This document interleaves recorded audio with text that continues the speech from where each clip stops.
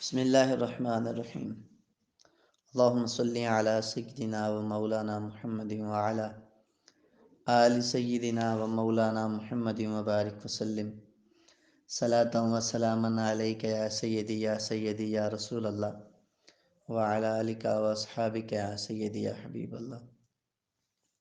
صاحب الاولاق صلی اللہ علیہ وآلہ وسلم نے ارشاد فرمایا کہ اعمال کی بنیاد نیتوں پر ہوتی ہے۔ آئیے ہم نیت کرتے ہیں حصول ثواب کے لیے، علم دین حاصل کرنے کے لیے احادیث مبارکہ کو پڑھیں گے، ان پر عمل کریں گے۔ رب کائنات احادیث مقدسہ کے ذریعے ان احادیث مبارکہ کا صدقہ ہماری کامل مغفرت فرما اور ہمارا خاتمہ بالایمان فرمانا۔ پچھلے چند ایام سے طبیعت مختلف سمت میں کروٹیں کھا رہی ہے، جس کی وجہ سے مقررہ وقت پر درس بخاری نہیں بھیج پا رہا۔ اس کے لیے دل سے برا بھی لگتا ہے، لیکن انشاءاللہ عنقریب طبیعت جو ہے وہ صحیح سمت میں چل پڑے گی تو وقت مقرر پر انشاءاللہ درس بخاری پیش کرنا شروع کر دوں گا۔ آج کے لیکچر میں ہم نے وہ حدیث مبارکہ پڑھنی ہے کہ جس حدیث کو پڑھنے سے پہلے ہم 2 لیکچر اس موضوع کی وضاحت پر لے چکے، یعنی حیا کے حوالے سے وہ حدیث مبارکہ آج ہم پڑھیں گے۔ وہ حدیث مبارکہ ہے عن سالم بن عبداللہ عن ابیہ، حضرت سالم بن عبداللہ وہ اپنے باپ سے روایت کرتے ہیں کہ ان رسول اللہ صلی اللہ علیہ وآلہ وسلم مر علی رجل من الانصار، کہ نبی کریم صلی اللہ علیہ وآلہ وسلم انصار کے ایک مرد کے پاس سے گزرے، وَهُوَ يَعِظُ أَخَاهُ فِي الْحَيَاءِ، اور وہ اپنے بھائی کو حیا کے معاملے میں ڈانٹ رہا تھا کہ تمہیں حیا اتنی کیوں آتی ہے، تم اتنا حیا کیوں کرتے ہو۔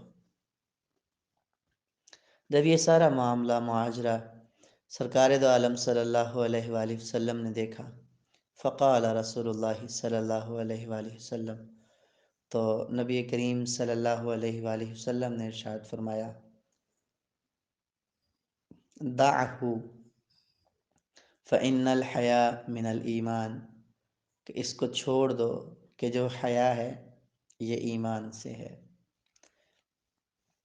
حیا کے حوالے سے ہم تفصیلاً سیر حاصل گفتگو پچھلے 2 لیکچرز میں کر چکے، اسی لیے اگلی حدیث مبارکہ کی طرف ہم بڑھتے ہیں۔ ابن عمر رضی اللہ عنہ سے روایت ہے کہ بے شک رسول اللہ صلی اللہ علیہ وآلہ وسلم نے ارشاد فرمایا، امرتو، مجھے حکم دیا گیا ہے، ان اقاتل الناس، کہ میں لوگوں کے ساتھ قتال کروں، حتی یشہد ان لا الہ الا اللہ، یہاں تک کہ وہ اس بات کی گواہی دے دیں کہ اللہ کے سوا کوئی معبود نہیں، وَأَنَّ مُحَمَّدَ رسول اللہ، اور محمد صلی اللہ علیہ وآلہ وسلم اللہ کے آخری رسول ہیں، آخری نبی ہیں۔ فرمایا جب تک یہ کام نہ کر لیں تب تک مجھے حکم دیا گیا ہے کہ میں ان کے ساتھ قتال کروں، ان کے ساتھ جنگ کرتا رہوں۔ یہاں پر بات مکمل نہیں ہوئی، فرمایا وَيُقِيمُ الصَّلَاةَ، ایک تو اللہ رب العزت کی وحدانیت کا اعلان کریں، دوسرا میری رسالت کا اعتراف کریں، تیسرا نماز قائم کریں، وَيُؤْتُ الزَّكَاةَ، اور چوتھا زکوٰۃ بھی ادا کریں۔ فَإِذَا فَعَلُوا ذَلِكَ، جب انہوں نے ایسا کر لیا، عَاصَمُوا مِنِّي دِمَاءَهُمْ، تو انہوں نے محفوظ کر لیا مجھ سے اپنے خونوں کو اور اپنے مالوں کو، مگر بحق الاسلامی، جو اسلام کا حق ہے، وحسابہم علی اللہ، اور جو اللہ پر حساب ہے۔ آئیے اب اس حدیث مبارکہ کی تھوڑی سی وضاحت کی طرف چلتے ہیں۔ صاحب الاولاق صلی اللہ علیہ وآلہ وسلم نے فرمایا کہ میں لوگوں سے جنگ کرتا رہوں، اور اسی کا مجھے حکم ملا ہے کہ میں لوگوں سے جنگ کرتا رہوں جب تک ان سے یہ 4 گواہیاں نہ لے لوں یا 4 کاموں پر عمل نہ کروا لوں۔ پہلا ہے توحید کا اقرار، دوسرا ہے رسالت کا اقرار۔ اب اگر کوئی بندہ ان 2 چیزوں کا اقرار کر لے، اس کے بعد وہ نماز کا انکار کر دے اور کہے کہ نماز کوئی دین میں دلیل نہیں ہے، نماز کی ضرورت نہیں ہے، اور نماز بہت ہلکی سی چیز ہے، اگر بندہ نہ بھی پڑھے تو کوئی ٹینشن نہیں، اگر کوئی بندہ یہ کہے تو اس کے بارے میں شریعت کیا کہتی ہے؟ حضرت ابوبکر صدیق رضی اللہ عنہ اپنے دور خلافت کے اندر سرکار کے ظاہری پردہ فرما جانے کے بعد حضرت ابوبکر صدیق نے فتویٰ جاری کیا تھا ایسے لوگوں کے بارے میں جنہوں نے زکوٰۃ کا انکار کیا تھا۔ فرمایا کہ میں جنگ کروں گا یہاں تک کہ ان کو ختم کر دوں یا پھر وہ مجھے زکوٰۃ دیں۔ تو حضرت ابوبکر صدیق رضی اللہ عنہ کی تعلیمات سے یہ بات ظاہر ہوتی ہے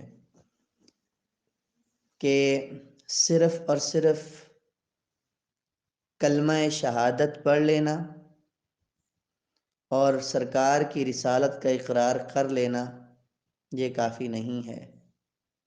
نماز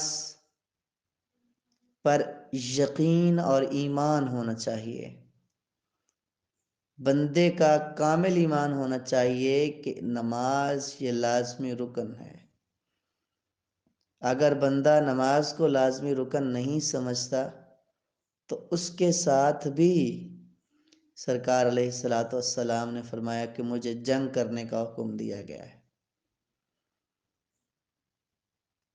آج فتنے کا دور ہے تو طرح طرح کے فتنے امڑ رہے ہیں، لیکن اس میں کوئی نمازوں کا انکار کر رہا ہے، کوئی زکوٰۃ کا انکار کر رہا ہے،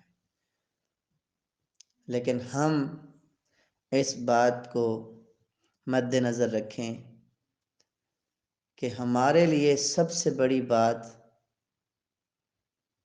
ان چیزوں پر ایمان لانا ہے۔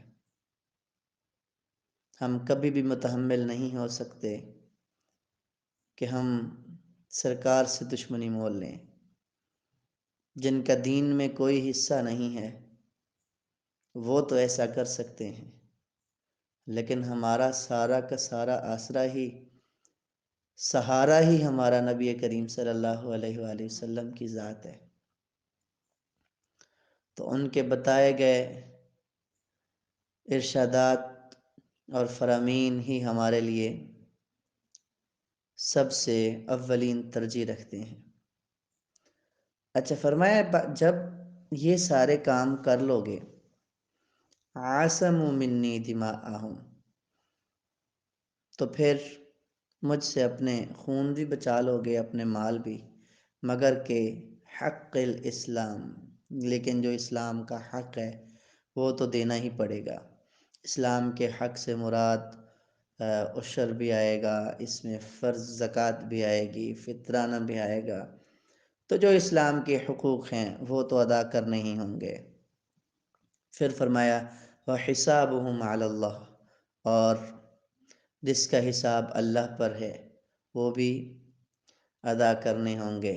اللہ پر حساب، یہ وہ حدیں ہیں جو اللہ رب العزت نے جاری کی، ٹھیک ہے۔